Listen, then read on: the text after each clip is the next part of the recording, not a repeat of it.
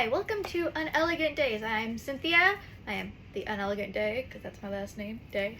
Anyways, yes, I know, it's technically inelegant, but you know, I play a little pun there.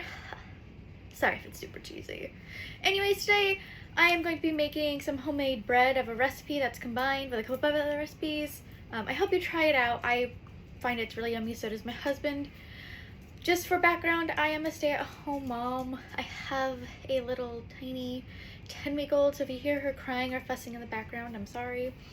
Sometimes she's just like that, sometimes she's quiet. Yeah, she's a baby, it depends.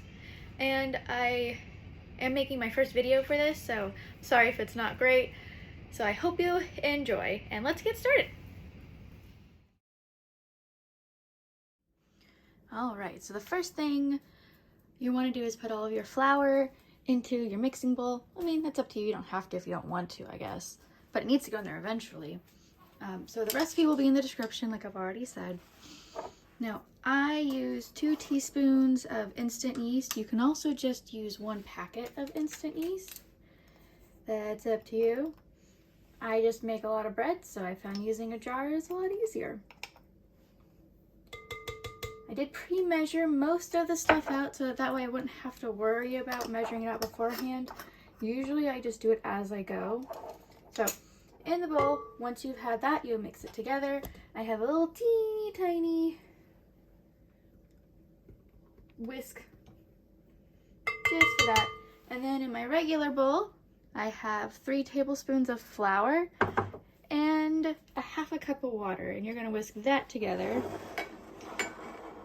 I tell you, this is my first time doing a cooking video, so I'm sorry if it's not that great. And I know I'm not in the frame right now, and I will fix that somehow. I don't know how, but I will. Maybe in the next video. And once you have that all nice and mixed together, you're gonna put in the microwave at 20-second intervals.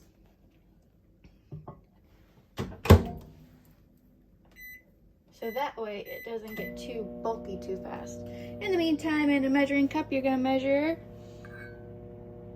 let's twist that the right way, a half a cup of milk and 1 large egg. I've already put the egg in here, so it comes out to be about 3/4 a cup, give or take. And you're gonna whisk all of that together. Now, I have a very tiny kitchen, which is one of the reasons why I'm not putting my face into the video. Plus, like I said, I've never done this before. I mean, I just kind of cook at home, so it's not like I'm a professional or anything like that. Which is one of the reasons why I'm doing this. Is that way, you know, if you like to stay at home and you want to cook bread at home, feel free to do so. Now, at the 20-second intervals, after your water mixture is done, stir it up again, and then just start it back on another 20 seconds.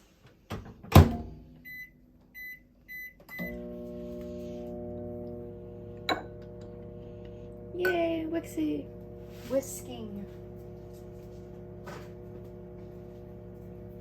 It's the fun part of all of this, whisking everything. Yep.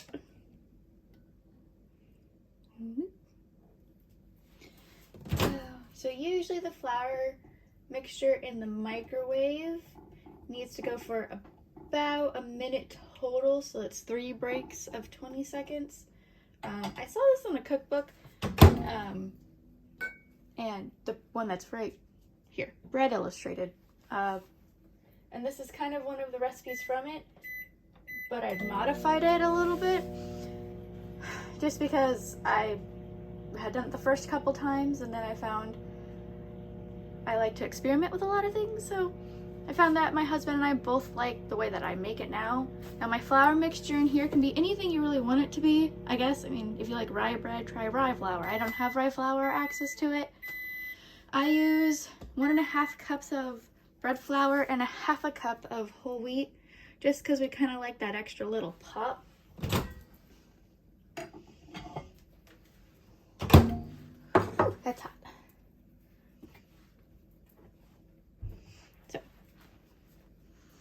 This is what it'll look like. And so it's all nice and pasty. And that is exactly how we want the flour to be. mix it up a little bit.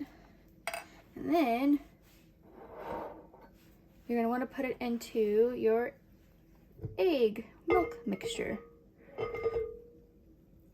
Goopy.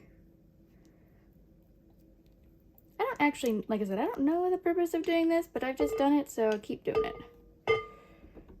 If you know, feel free to tell me. And then we just do lots of mixing.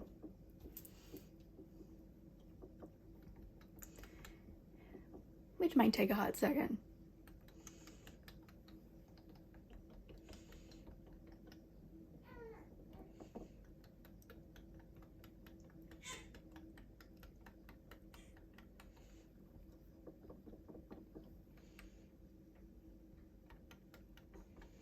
Now, I don't know if you can hear it, but in the background you may or may not hear my little baby girl cooing or whining or whatever it is she will be doing at that time, so I am sorry about that in advance. Sometimes she just likes to talk a lot. I mean, she has a baby. Cute little baby. Little baby girl.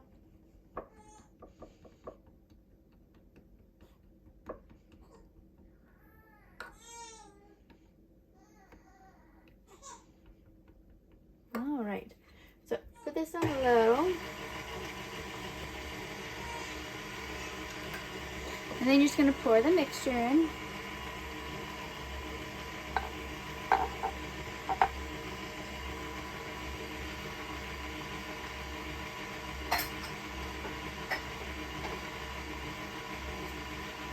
And this is where I need a spatula. Whoop. Make sure you lock your bowl in place, and like what I just did. Oh. Just want to make sure you get all the flour nice and mixed in. Which might take a little bit, but that's okay. You don't have to do it like I do it. You can always just stop at the mixer and unstick everything until it's all stuck together. I know that made total sense, but you know, however you see fit, whatever's easiest. This is what's easier for me, so this is what I do.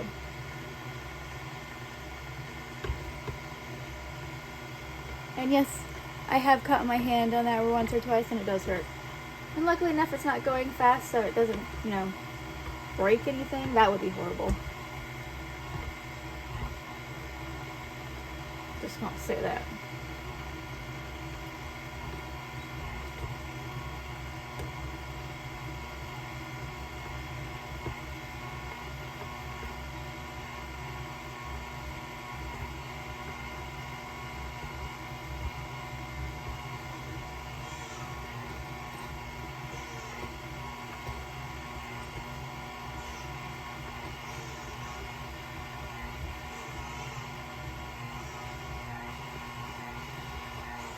Yeah, not so fun this part. Just kind of gotta wait for it to all get mixed together.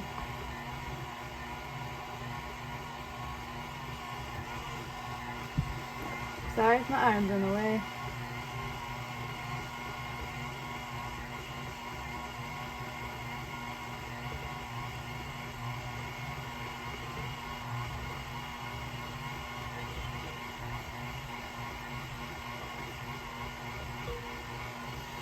Alrighty, I'm just going to turn this on to a little bit of a higher speed for maybe a minute or so, which I won't put in here. And I just want to let it, I don't know, do its thing, I guess. Alrighty, now that you've done that for a minute or however long you so wish to do, it doesn't need to be long. You're just going to let it rest for about 15 minutes. I also don't quite know the total purpose to this. I think it's to allow the flour and the water and milk and all of that to kind of really form a nice little pasty, gluten yummy thing, a ball of gluten yummy thing. And of course I'm not going to sit here and keep this on for 15 minutes, so I'll be back. Alright, it has been 15 minutes, woohoo! Awesome transition skills. Probably not, because I'm not very great at doing that stuff. At least not yet. So restart our mixer. Now, I pre-cut my butter. This is 3 tablespoons. I recommend doing that and then putting them in little baggies in the fridge. And then it's way easier to make bread if you just pull a baggie out, let it sit out for a couple hours to soften, and boom, done.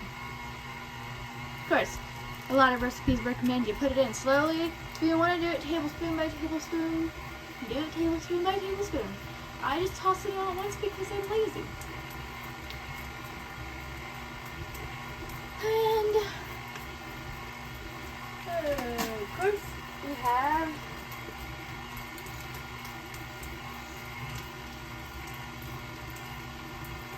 salt. It's got ½ teaspoon. And then I use honey as the sweetener. You can use sugar if you want to. It's going to be 2 tablespoons. I don't actually measure the honey out because honey is super hard to measure out and get all of it in. So I just kind of do 2 squeezes. And it works, usually. 1, 2. And that's done. Put that on a little bit higher. I know, it looks like it shouldn't be like that. It's gonna get all gunky and not all nice and firm like we want it to, but let it be in the mixer for a little bit and increase the speed. I'm just gonna let it do that for about 5 minutes or so. Make sure it's locked. You don't want it going up. Trust me, it's a bad thing. So, time for another horrible transition, guys. And movie magic, yay! Look at that, we have a nice solid ball again, woohoo! Of course, that's only because it went on for 5 minutes and you didn't see that part, but you know, hey, it is what it is. So, this is how you want it to look like, at least I recommend it. You want it to clear the sides without sticking to the sides. And sometimes you might be impatient, like, oh, I need to put more flour in there. I mean, you can, it makes a denser bread and it doesn't rise as well. But I don't recommend doing it. Just wait a little bit. Put up on a slightly higher speed if you feel like you need to do that. It's your bread, do however you want. This is just how I do it. So, I'll stop that now. Next thing is to actually take it out. I'm sorry, I kicked the stand. But, because we're gonna need it just for a short period of time before putting it into a bowl to rise. First, you want a lightly floured surface. You can use whatever flour you so wish. I use wheat just because I like to have that little teeny tiny extra pop of wheat in there. Again, like I said earlier, it's 1½ cups of bread flour and ½ cup of whole wheat flour. You can do all whole wheat, you can use rye, you can use barley, I don't know. I don't have access to rye or barley. I'd have to go to a specialty store for that. But just for ease of cleanup, I use a cookie sheet. Ha! How fun is that, right? Cookie sheet. And you don't have to worry about getting flour all over your counter. And all you have to do is plop your dough on, knead away, and it's really fun. I'm just gonna say that. Really fun. Ooh, look at the stickiness. Look at it. Huh. Took it off the dough hook. There we go. Stuck her. I'm gonna take that out so I don't have to worry about it. Alrighty. Well, now we plop the dough onto the cookie sheet. And just so you can see my wonderful kneading skills, we're going to push this back into its rightful place, and the cookie sheet is going to take its place, possibly. Not quite. Alright, I'm gonna have to adjust this camera for a second. Woo, there we go. Ha! Look at it! Nice little ball. It's all sticky still. But that's okay. That's what the flour's for. Put some on your hand and knead away. Whee! Kneading and folding and kneading and folding. You don't need to do a long knead just because it already was on the mixer for so long. I mean, you can if you want. It's just to help to break the gluten in the bread down, which allows for a better rise. And this is a nice, light, fluffy dough. It may not look like it, but I promise you it is. And you can shape your dough into a ball-ish shape. And then get the flour off your hands if you so wish. You're gonna get a bowl. I use a clear glass bowl, and you want to spray the inside or wipe it around with grease. I use G cooking spray. I don't know why. It's just what I use. It's what I pick up at Costco. And then you're gonna place your ball in there, and you want to wrap it with plastic wrap. Tightly wrap it.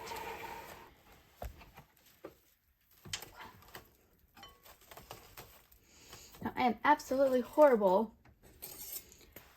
about ripping plastic off, so I just use scissors because I'm smart like that. And tightly wrap it.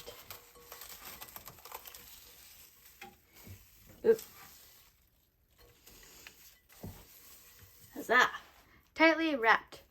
See? Now, after this, you want to let it rise for about an hour until it's at least doubled in size in a nice warm location. If you live in a cooler climate, you can pop it in your microwave. Keep the door open. The light helps a lot with that. Do the same thing with your oven. It has the same effect. If you're like me and you live in Florida and it's the summertime, put it on your front porch as long as it's not in the sun. It's plenty warm outside. And I will be back in an hour, but you won't know that because it'll be only mere seconds for you.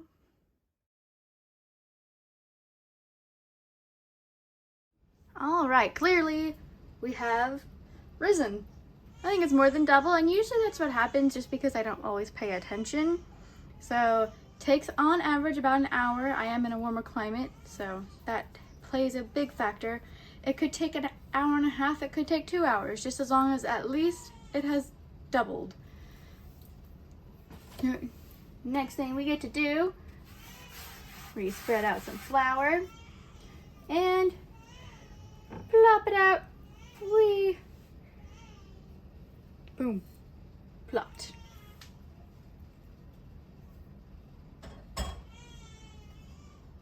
And of course, kind of flattened after we popped it out, so you really don't need to, but you can still push it out a little bit if you want. That's up to you. You don't have to, you can. You might get more bubbles that way though. So this is the second phase, and we are going to shape our dough. However you want to shape it, you can make it into a rectangular blob when you put it into your bread pan. You can roll it. You can even put it in a circle if that's how you so wish to do it. You can use a rolling pin. I don't know if I have a rolling pin or not. I think I do. Probably do. And I'm just too lazy to grab it and get out, so I kind of just flatten it with my hands and stretch it out.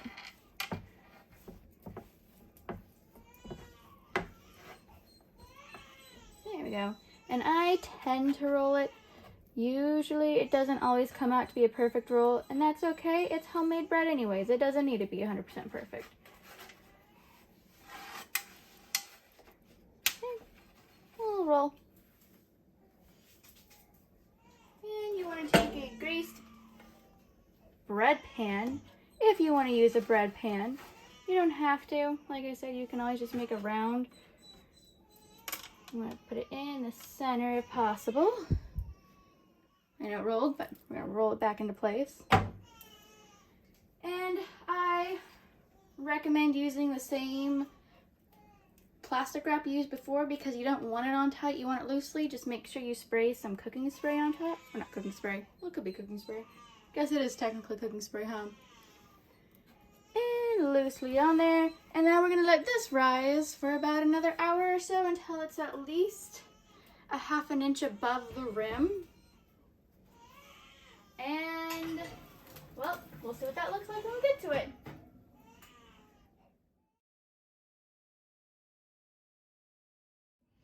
Alright, so now our bread is all nice and risen, it's fluffy, it smells great. So just make sure that sometime during your second rise that you set your oven to 375. That's 375 degrees Fahrenheit. I don't know what that is in Celsius for those who use Celsius or centigrade or however you wish to say it. So the next thing we get to do once our oven is all heated up is put it in the oven and bake it, because that's the whole purpose of making bread, is baking it and eating it. I mean, who doesn't like bread? Weirdos, that's who. I'm just kidding. There's some people who don't actually like bread. So, my wonderful camera skills here. You're gonna just open your oven. Ooh, I totally forgot to do that. Sorry, for the full body thing. Move my rack up and out of the way. So, just gonna take your bread, pop it in the oven, and close the door, and you're all set. Bake it for 35 minutes, and in 35 minutes, I will show you what it looks like. All right, as you can now see, the bread is all nice and cooked up. I didn't take a video of me taking it out of the oven because I just didn't do that. I didn't feel there was a total need. So I did let it cool down a little bit first. It's still a little bit warm. I have a finishing touch I like to do. I like to put melted butter on top of it. So you just, melt some butter in the microwave. And you just brush it on. I brush it on all sides. It gives this nice buttery, flaky crust to it once it's all cooled down. You can choose to do olive oil if you want to. If you want to put something on the crust, you don't have to. Olive oil creates a different taste to it. It's still good. I think it'd go really good with a dipping bread, or if you were making like garlic bread or something. But that's all up to you. You don't have to. Like I said, this is just a personal touch I like to do. Alright. Turn it around. And do that side. And my baby's starting to cry. Well, I'm just about done with this anyways. I'm gonna let it fully cool down before we slice into it. So I'll see you then. Alrighty, so now the bread is all baked and it is all cut up. I cut off an end piece just because, I don't know, it's the end piece. You kind of have to cut it first. And I did butter it because I like to butter my freshly baked bread. And here is the inside of the loaf. Look it, it's all squishy. Squishy. Makes it very good. And my baby's crying again. She does that. She's fussy today. So, enjoy. I hope you like the recipe. I hope you try it out. And cheers. Oh, good. Oh, good. Yep.